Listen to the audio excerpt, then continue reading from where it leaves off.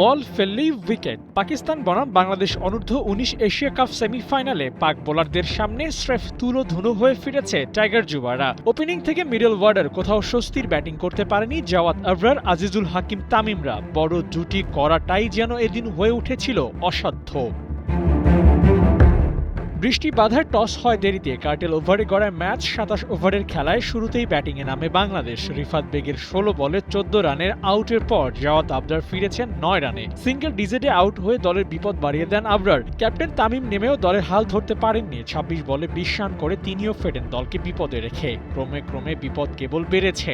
কালাম সিদ্দিকী অ্যালিনরা এদিন হাত খুলে খেলতে পারেনি, আর সেই মাসুল দিতে হয়েছে 8 উইকেটে ম্যাচ হেরে।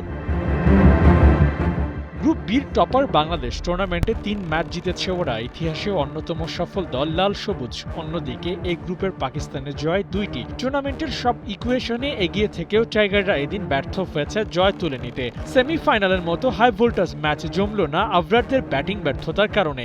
ধুঁকতে থাকা ব্যাটিং ইউনিটের মতো বোলিং ডিপার্টমেন্টও কোনো চাপ ফিরিয়ে দিতে পারেনি পাকিস্তানের ওপর। অনেকটা হেসে খেলে তাই ম্যাচ জিতেছে পাকিস্তান।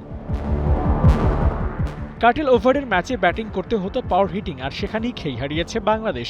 দ্রুত রান তোলার চেষ্টা করে ব্যাটে বলে করতে পারেনি যুবারা, তাতে হারিয়েছে উইকেট। জুটি গড়তেও ব্যর্থ হয়েছে বাংলাদেশ। তাই বলা যায় বৃষ্টি বাধায় খানিকটা পিছিয়েই পড়েছিল ওরা। আজিজুল হাকিম তামিমের এই দলটা টপ অর্ডার ছিল ভীষণ ধারাবাহিক, যে কারণে মিডল কিংবা লোয়ার অর্ডারে শক্তিমত্তা যাচাইয়ের দরকারই পড়েনি। কিন্তু প্রথম 4 ব্যাটার দ্রুত ফিরে যাওয়ার পর পাকিস্তানের বিপক্ষে সেমিফাইনাল ম্যাচে এক্সপোজ হয়ে যায় সেটা। তারা ব্যর্থ হলে সব মিলিয়ে 121 রানে অল আউট হয়ে যায় জুনিয়র টাইগাররা।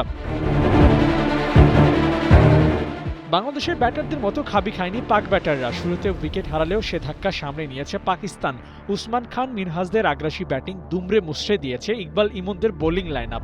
27 ওভারের খেলায় 122 রানের টার্গেটটা পাকিস্তানের ব্যাটাররা চেজ করেছে 17 ওভারের মধ্যে। ওয়ানডে নয়, পাক ব্যাটাররা যেন খেলেছে টি-20-র মেজাজে।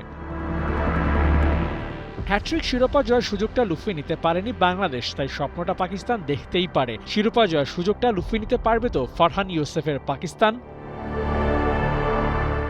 আবু নাইম, ৭১।